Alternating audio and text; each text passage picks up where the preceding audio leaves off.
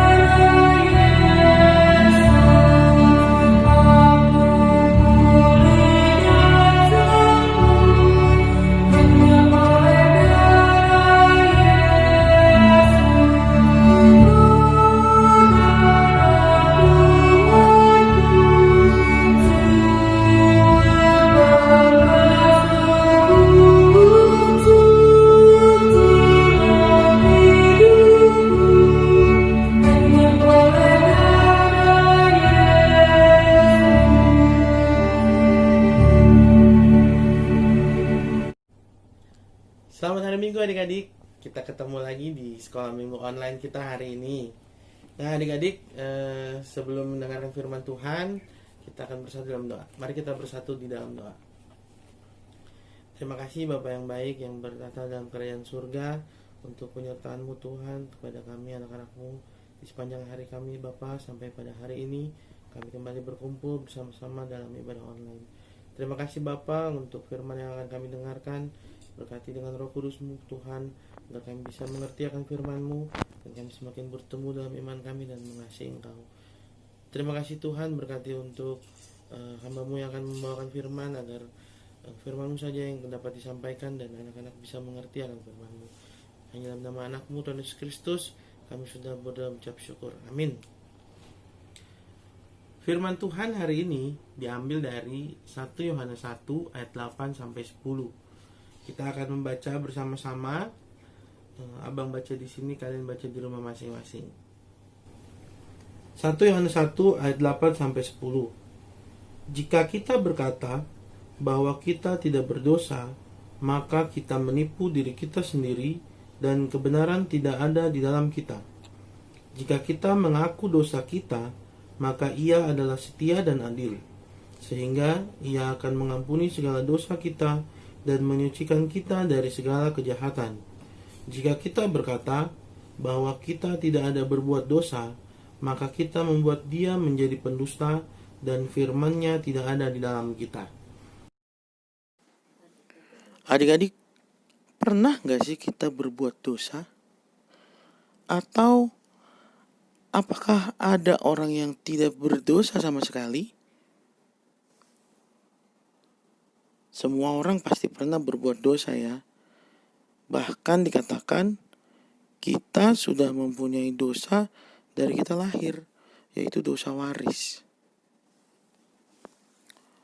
Dulu adik-adik ada sebuah ajaran yang mengatakan bahwa manusia itu tidak berdosa. Itu namanya ajaran Gnostik. Mereka bilang bahwa manusia itu tidak berdosa. Nah, oleh karena itu, zaman dulu Yohanes menuliskan ayat yang kita baca tadi. Yohanes mau mengatakan bahwa manusia itu berdosa, dan Yohanes mau manusia atau orang beriman itu mengimani bahwa Allah itu setia, menantikan orang itu datang untuk bertobat, dan manusia itu membutuhkan pengampunan dari Tuhan Allah. Lalu apakah dosa itu adik-adik? Dosa itu melakukan hal yang tidak sesuai dengan firman Tuhan. Nah, coba kita lihat di video berikut ini. Kita perhatikan penjelasannya, apa sih dosa itu, bagaimana sejarahnya dosa, dan apa yang terjadi ketika kita melakukan dosa. Let's take a minute and talk about sin. A simple definition of sin is doing things our own way instead of God's way. It's trusting and acting on our own opinions or feelings instead of trusting God and acting on His truth. It causes us to do things that make God and others unhappy. Things like disobeying, lying, hurting others, and being selfish. Every time we know what God wants us to do, but we choose to go our own way instead, that's sin. But where did sin come from, and why is it such a problem? In the book of Genesis, at the beginning of the Bible, there's a story about God interacting with the first two people who ever lived, Adam and Eve. And God was giving them instructions on how to live. And God said to Adam, "You may freely eat of the fruit of every tree in the garden, except the tree of the knowledge of good and evil. If you eat its fruit, you are sure to die." The woman saw that the tree was beautiful, and its fruit looked delicious, and she wanted the wisdom it would give her. So she took some of the fruit and ate it. Then she gave some to her husband who was with her, and he ate it too. At that moment their eyes were opened, and suddenly they felt shame. When the cool evening breezes were blowing, the man and his wife heard the Lord God walking about in the garden. So they hid from the Lord God among the trees. God banished them from the Garden of Eden, and He sent Adam out to cultivate the ground from which he had been made. The first people disobeyed God in the garden, and as a result sin entered the world, and people were separated from God. And here's why that's a problem. Sin still separates us from God. Sin caused Adam and Eve to feel shame and to hide from God, and it makes us do the same thing today. Ever since that first sin, every human has been born with a sinful nature, and as a result, every human being is born separated from God. Romans 3:23 says that everyone has sinned. We all fall short of God's glorious standard. And 1 John 1 says if we claim to have no sin, we're only fooling ourselves and not living in the truth. And here's the biggest problem of all. The wage of sin is death. That's why understanding what Jesus did for us on the cross is so important. Jesus forgives us of our sins, He fixes our relationship with God, and He gives us new life. You'll have an opportunity to learn more about that in some of our other videos, but for now it's important that we understand just how serious sin is. Nah adik-adik, kita sudah sama-sama melihat videonya ya, bahwa ternyata dosa itu adalah melakukan hal yang tidak sesuai dengan firman Tuhan. Nah, setelah kita pikir-pikir, dosa itu bisa kita bagi dua adik-adik. Yang pertama adalah dosa yang umum, yang udah biasa kita tahu, seperti berbohong, mencuri, seperti pembunuhan atau perampokan bank, macam-macam yang umum dan kita udah tahu itu dosa. Tapi ternyata ada yang kedua. Yang kedua itu dosa yang kita nggak sadar, itu ternyata dosa. Misalnya ya, iri hati, iri yang kecil-kecil aja, pengen deh kayak dia. Atau misalnya mencontek, kebetulan semua orang mencontek di kelas, kita ikut-ikut aja mencontek. Atau misalnya juga bullying, udah biasa kita panggil dia si gendut, atau udah biasa kita panggil dia si pendek, itu kita kira nggak dosa. Atau berkata kasar, mau kemana lo, apa gitu kan, kata-kata kasar yang biasa, dasar lo, yang kita tidak sadari, ternyata itu adalah dosa juga. Wah, berarti kalau kita hitung-hitung, dosa kita ini udah banyak sekali adik-adik, udah banyak sekali. Dan bahkan kita tidak sadar kalau kita itu sedang berbuat dosa.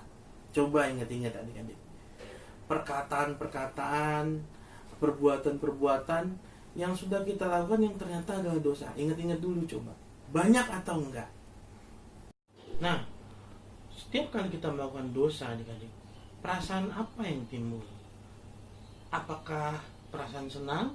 Apa perasaan damai sejahtera? Atau malah perasaan gelisah, takut? Adik-adik masih ingat Adam dan Hawa ketika mereka melakukan dosa? Ketika Tuhan Allah mencari Adam dan Hawa, mereka sedang bersembunyi karena mereka takut adik-adik. Perasaan takut itulah yang muncul ketika kita melakukan dosa. Dan perasaan takut itu yang digunakan oleh si iblis membuat kita manusia ini semakin merasa tidak layak, sehingga kita lama-lama jadi merasa tidak layak untuk berdoa, meminta kepada Tuhan, tidak layak untuk pergi ke gereja, dan membuat kita semakin jauh dan semakin jauh dari Tuhan. Seperti gambar berikut adik-adik. Lalu apa adik-adik yang harus kita lakukan seharusnya? Kalau kita baca adik-adik di ayat tadi, 1 Yohanes 1 ayat 9, bahwa di situ dikatakan, jikalau kita mengaku dosa kita, maka Ia setia dan adil adik-adik. Tuhan Allah ini mengetahui bagaimana dampak dosa. Di Alkitab dikatakan dalam Roma 6 ayat 23, sebab upah dosa adalah maut. Dan Tuhan Allah mengetahui betapa mengerikannya maut itu adik-adik. Sedangkan Tuhan sangat mengasihi umatnya. Oleh karena itu, Ia mengutus Yesus untuk menebus dosa manusia.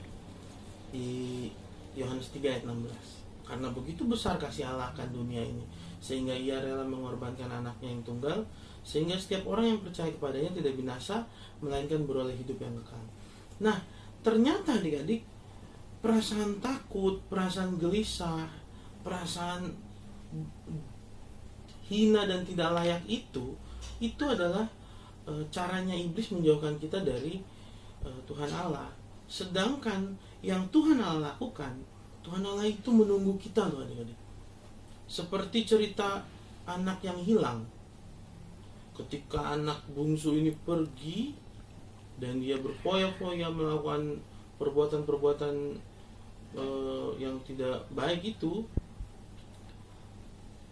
bapaknya senantiasa menunggu anak itu kembali. Ketika anak bungsu itu menyesali dosa-dosanya dia waktu kerja di kandang babi, dia menyesali dosa-dosanya. Dia berpikir, apakah Bapa akan mau mengampuniku? Apakah Bapa akan mau menerima aku lagi?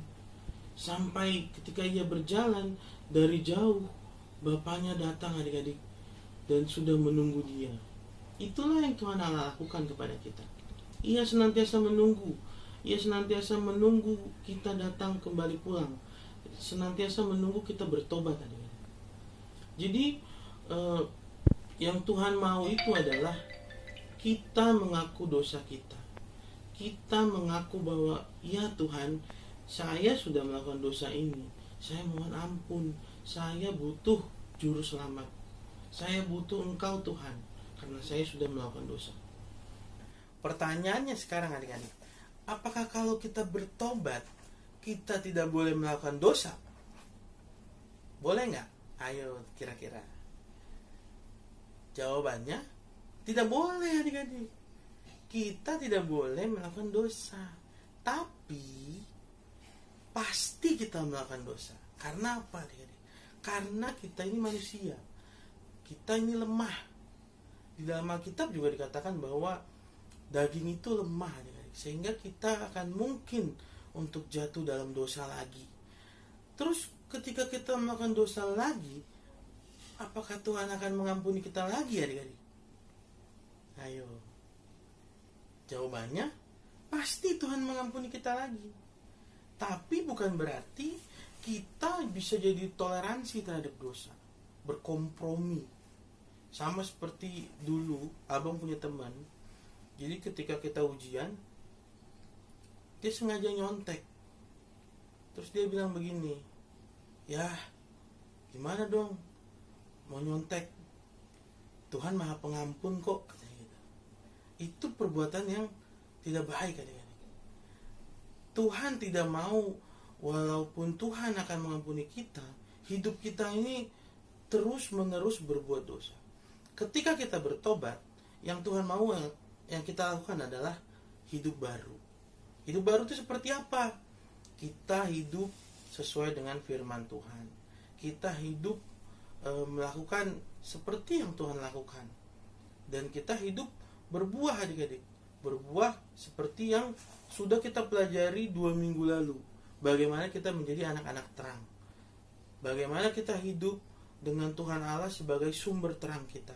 Ketika kita hidup sebagai anak-anak terang, kita membaca firman setiap hari, kita berdoa, bersaat teduh, kita membangun hubungan yang baik dengan Tuhan, nanti kita akan bisa lebih peka lagi adik-adik terhadap dosa, dan kita lebih tahu apa sih sebenarnya yang Tuhan mau kita lakukan. Ketika kita dihadapkan ke dalam 2 pilihan, yang benar dan tidak benar, kita akan tahu adik-adik. Dan Roh Kudus akan menguatkan kita melakukan apa yang Tuhan mau kita lakukan. Nah adik-adik, seperti itulah yang Tuhan mau. Dalam firman hari ini dikatakan bahwa Tuhan mau kita datang kepadanya, kita mengaku dosa kita, kita bertobat, dan Tuhan mengharapkan hidup baru yang kita lakukan dalam kehidupan kita. Adik-adik, sekian pengajaran kita hari ini. Kita mau tutup dalam doa. Nanti setelah berdoa kita mengumpulkan persembahan. Adik-adik titipkan persembahannya melalui orang tua untuk disampaikan ke gereja ya. Mari kita bersatu dalam doa.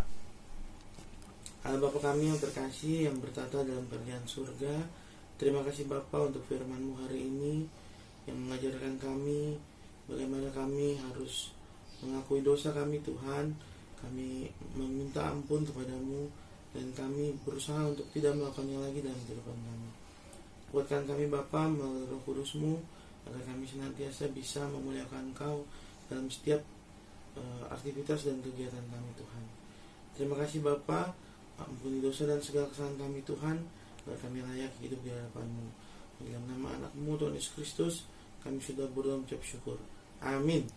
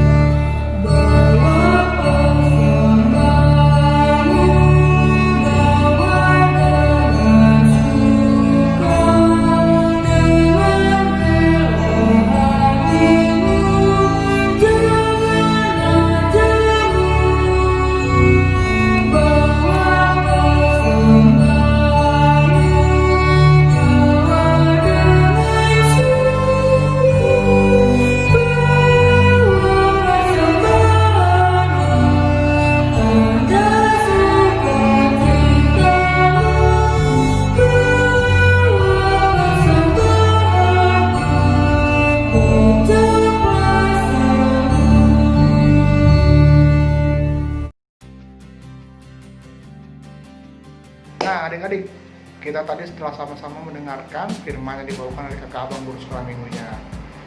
Semoga firman tersebut bisa bertumbuh, berkembang, dan bisa berbuah nanti di kemudian hari, dan kita bisa menerapkannya dalam kehidupan kita masing-masing. Nah, perjumpaan kita pada minggu hari ini telah usai. Semoga kita semua bisa tetap dalam keadaan sehat ya. Dan ingat, tetap di rumah aja. Kalau untuk hal-hal yang penting saja kita baru keluar. Tapi kalau kita keluar rumah pun kita harus tetap terapkan protokol kesehatan. Untuk mengakhiri perjumpaan kita minggu hari ini, Abang akan tutup dengan doa. Mari kita berdoa. Ya Tuhan, Bapa kami yang berada dalam kerajaan surga, terima kasih ya Tuhan untuk segala berkat-Mu, kesehatan yang Kau berikan kepada kami sampai saat ini ya Tuhan. Ya Tuhan, kami telah mendengarkan firman-Mu yang dibawakan oleh kakak abang guru sekolah minggu kami ya Tuhan. Semoga firman tersebut bisa kami terapkan dalam kehidupan kami masing-masing ya Tuhan. Dan hanya nama-Mu yang dimuliakan setinggi-tingginya Tuhan. Ya Tuhan, kami mau berdoa untuk Indonesia ini ya Tuhan. Berkatilah Indonesia ini ya Tuhan, agar bisa pulih dari wabah ini ya Tuhan, bisa kembali normal lagi seperti biasa ya Tuhan. Begitu juga dengan pemimpin-pemimpinnya ya Tuhan. Berkatilah juga pemimpin dari yang tertinggi sampai yang terendah ya Tuhan dalam memimpin bangsa ini ya Tuhan. Kami juga mau berdoa untuk gereja di seluruh dunia Tuhan. Semoga gereja-gereja yang ada di dunia ini bisa semakin memuliakan nama-Mu ya Tuhan. Begitu juga dengan pelayan-pelayannya ya Tuhan. Berkatilah mereka dalam pelayanan mereka ya Tuhan, dari pendeta sampai pengurus gereja ya Tuhan. Ya Tuhan, kami juga mau berdoa untuk orang tua kami ya Tuhan. Berikan mereka kesehatan, panjang umur, rezeki yang melimpah ya Tuhan. Begitu juga dengan kami ya Tuhan. Berkatilah kami dalam kehidupan kami masing-masing, dalam kami menuntut ilmu kami ya Tuhan, dalam kami bergaul, berteman. Jauhkanlah kami dari mara bahaya ya Tuhan. Ya Tuhan, kami hanyalah orang berdosa ya Tuhan. Ampunkanlah segala dosa kami yang telah berbuat secara sengaja maupun tidak sengaja, agar kami dapat hidup berkenan di hadapan-Mu. Di dalam nama anak-Mu Tuhan Yesus Kristus, kami telah berdoa dan mengucap syukur. Amin. Hai adik-adik, besok kita akan memperingati Hari Kemerdekaan Republik Indonesia yang ke-75. Untuk itu, kita mau mempersembahkan sebuah lagu ya Kak ya? Iya betul, judulnya adalah Indonesia Bagi Kemuliaan-Mu. Adik-adik, kita sama-sama berharap, kita sama-sama berdoa supaya di ulang tahun Indonesia yang ke-75 ini, kemuliaan Tuhan nyata atas negeri kita Indonesia. Dan kita sebagai anak-anak terang bisa menjadi berkat buat bangsa dan negara ini, buat bisa berguna ya Kak, buat bangsa dan negara ini. Mari kita nyanyikan bersama-sama Indonesia Bagi Kemuliaan-Mu.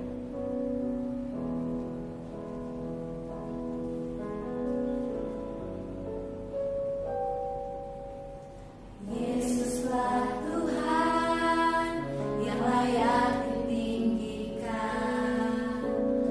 layak disembah oleh suku-suku bangsa. Dengan darah-Mu Kau telah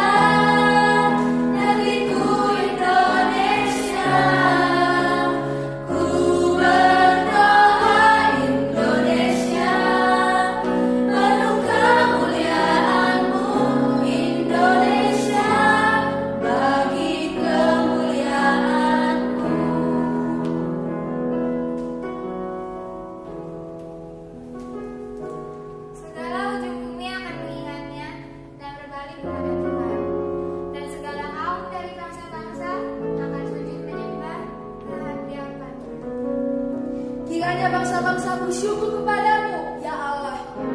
Kiranya bangsa-bangsa semuanya bersyukur kepadamu. Kiranya suku-suku bangsa bersuka cita dan bersorak-sorai, sebab Engkau